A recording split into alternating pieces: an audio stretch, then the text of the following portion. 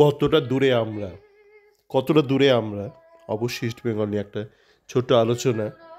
আজ এই ম্যাচ শেষে বুঝতে পারছি ইস্টবেঙ্গলের অনেক ফ্যানই বেশ মনমরা হয়ে রয়েছে।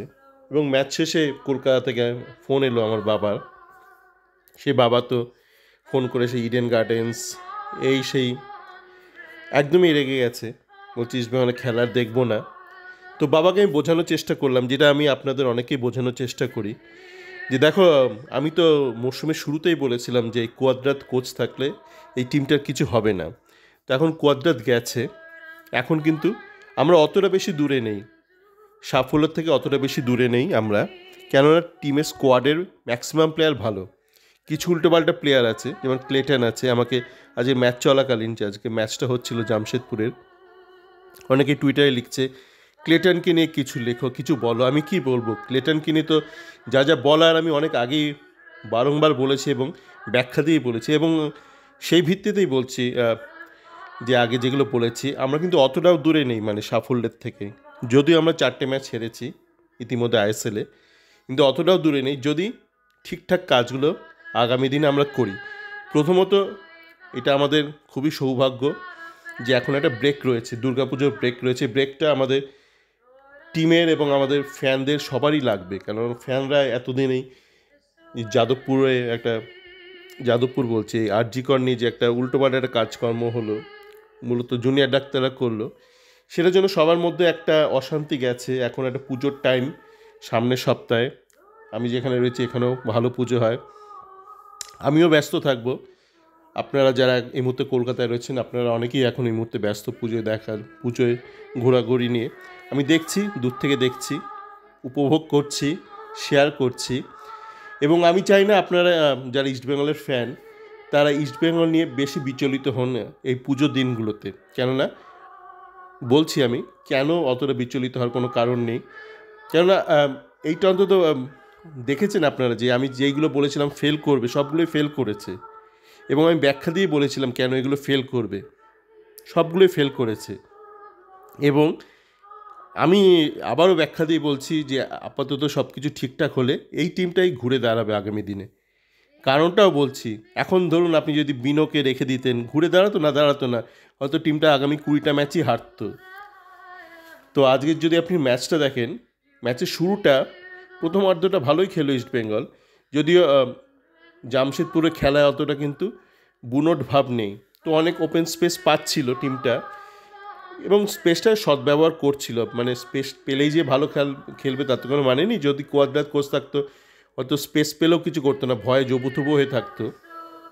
কিন্তু আমরা দেখলাম সেকেন্ড হাফে 60 মিনিটের পর গোটা টিমটা দাঁড়িয়ে গেল, মানে ফিজিক্যালি দাঁড়িয়ে গেল। মানে যখন মহেশকে বসালো, দেখলাম ওর শারীরিকভাবে বিধ্বস্ত। তো এটা বোঝা যাচ্ছে যে যে ফিটনেস ট্রেনার, সে তার মানে পুরো টিমের শারীরিক সক্ষমতার 12টা বাজিয়ে দিয়েছে। মানে সাময়িকভাবে, পার্মানেন্ট কোনো ড্যামেজ হয়নি। আর যে কোচ ছিলেন কোয়াদ্রাত, তিনি মানসিক এবং শিক্ষাগতভাবে টিমটার পুরো 12টা বাজিয়ে দিয়ে গিয়েছিলেন। তো এখন যেটা লাগবে, যেটা আমি আমার আগের অডিওটাতে বলেছিলাম, ওই আরএসএস মডেল, সেটা শুনে নেবেন। মানে ঠিকঠাক লোক লাগবে, মানে একদম অসাধারণ কোচ লাগবে না, কিন্তু একটু শিক্ষিত, একটু অভিজ্ঞ কোচ লাগবে, যে সিনিয়র টিমকেও হ্যান্ডেল করেছে এবং যে জুনিয়র নিয়েও কাজ করেছে। এই বিনো টাইপ নয়। আজকে আপনারা অনেকেই বলছিলেন যে, মিডিয়া বলছিল যে আজকে জেসিন অনেক টাইম পাবে, গেম টাইম, কিন্তু দেখুন বিনো সাহস পায়নি জেসিনকে নামানোর। কেননা এরা জানে যে এরা যাদেরকে নিয়ে এসছে কেরালা থেকে, তাদেরকে যদি নামায় তাহলে পাবলিক গালাগাল দেবে। যতক্ষণ না নামাচ্ছে সেই গালাগালটা একরকম, সেই গালাগালটা হচ্ছে তুমি একটা হিরে মানিককে ধরে আনলে তাকে নামাচ্ছ না কেন, সেইটা একরকম গালাগাল। আর যদি নামিয়ে দেয় তখন বলবে তুমি একটা জঞ্জালকে শুধু ধরে আনোনি, তুমি তাকে প্রমোশনও দিয়েছো। তো একই সেই কারণেই দেখবেন প্রথমত কোয়াদ্রাত নামানোর সাহস পায়নি জেসিনকে, তাও লাস্টের দিকে 5 মিনিট 3-4 মিনিট নামাতো কোয়াদ্রাত, মাঝে মধ্যে কালে ভদ্রে ভদ্রে। বিনো আজকে নামানোরই সাহস পেল না। তো এই ব্যাপারগুলো কিন্তু শুধরোতে হবে। যে যে শীর্ষকর্তা রয়েছে বা যারা যারা রয়েছে এই মুহূর্তে ক্লাবের লিডারশিপ পজিশনে, সে আপনার ইমামির লোকজন হোক বা নিতু হোক, এদেরকে কিন্তু একটু লিডারের মতন আচরণ করতে হবে। আর ওই ফ্যান ক্লাবের কথা শুনে নাচবে না। ফ্যান ক্লাবগুলো টোটাল একটা ছাগ প্রকৃতি, মানে ছাগল প্রকৃতির। এরা মানে এখন দেখছিলাম কালকে একটা ফ্যান এটাই পাঠিয়েছে যে ম্যাচ শেষে, আগের ম্যাচ শেষে মানে এই ম্যাচ না, তার কোয়াদ্রাত যখন ছিল, ফ্যান ক্লাবের ছেলেরা গালমন্দ করছে কোয়াদ্রাতকে, কিন্তু এরাই কিন্তু কোয়াদ্রাতকে নিয়ে নাচানাচি করতো। এরাই তখনই আর বলছিল যে বিষ্ণু জেসিনদের নামালে একদম ইস্টবেঙ্গল এসপার ওসপার করে দেবে। তো এদের কথা শুনবেন না। মানে নিতু যদি একজন মানে একদম বলিষ্ঠ একজন মানে কেরানি সুলভ মানসিকতার মনোভাবাপন্ন ব্যক্তি হয়, তো এরা ওই হচ্ছে মানে জুনিয়র ডাক্তারের মতন। এই জুনিয়র ডাক্তারদের ব্যাপারটার সঙ্গে আপনি একটা প্যারালাল মডেল পাবেন, যে জুনিয়র ডাক্তাররা যে অভিযোগগুলো করছিল, থ্রেট দিচ্ছে, এই দিচ্ছে সেই দিচ্ছে, তারা কিন্তু সব সিনিয়র ডাক্তারদের বিরুদ্ধেই বলছিল। মানে এমন না যে কোনো রাজনৈতিক নেতা, তারা সব সিনিয়র ডাক্তার, তাদেরই কলেজের অ্যালামনি সব। তো সেরকমই এই যে আজকে যারা ধরুন ফ্যান ক্লাবে যেসব ছেলেপিলেরা, এরাই যদি আপনার সুযোগ পায়, এরাই বড় হয়ে নিতুর মতন তৈরি হবে। তো আমি বলছি যেহেতু নিতুরা ক্ষমতায় রয়েছে এই মুহূর্তে ক্লাবে, এবং যারা যারা রয়েছে ম্যানেজমেন্টে, ইমামি লোকজন, এরা একটু ঠান্ডা মাথায় ঠিকঠাক করে লোক নিয়োগ করুক। এবং যদি সম্ভব হয় ওই আরএসএস মডেল যেটা বললাম, মানে কিছু দর্শন দেওয়ার ব্যক্তির দরকার, একজন অন্তত দর্শন দেওয়ার ব্যক্তি, একটা ওভারঅল দর্শন, আর একজন হচ্ছে যে সিনিয়র টিমটাকে চালাবে, পরিচালনা করবে। তো আপনার যে প্রত্যেকটা ডিপার্টমেন্ট আছে, সিনিয়র টিম, আপনার ডেভেলপমেন্ট টিমে বিনো কোনো কোচই নয়, আপ অ্যান্ড কোচ। আপনারা আজকে খেলাটা দেখলেই বুঝতে পারবেন। ফার্স্ট হাফে যেন খেলো, সেকেন্ড হাফে মানে র্যান্ডাম খেলছে, মানে যে যা পাচ্ছে উঠে যাচ্ছে, ডিফেন্সের একসাথে দুটো ডিফেন্ডার ওপরে উঠে চলে গেছে। লাস্টে হাসাহাসি করছিল, কমেন্টেটার হাসাহাসি করছিল যে টিমটার এখন এরকম অবস্থা, দুটো স্টপারই উঠে গেছে হেড করার জন্য।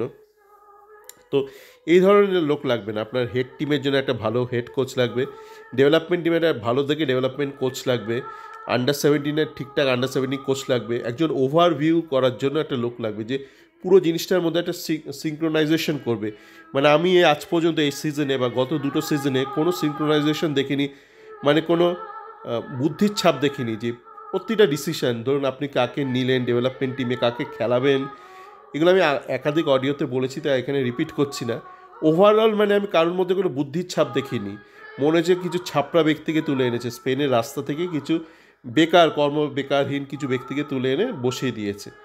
তো আমার এখন দৃঢ় বিশ্বাস যে যেহেতু বেসিক স্কোয়াডটা ভালো বানিয়েছে নিতুরা এবার, ওই ক্লেটন ফেটন জাতীয় কিছু মানে ঘাপলা প্লেয়ার ছাড়া বেসিক্যালি স্কোয়াডটা ভালো।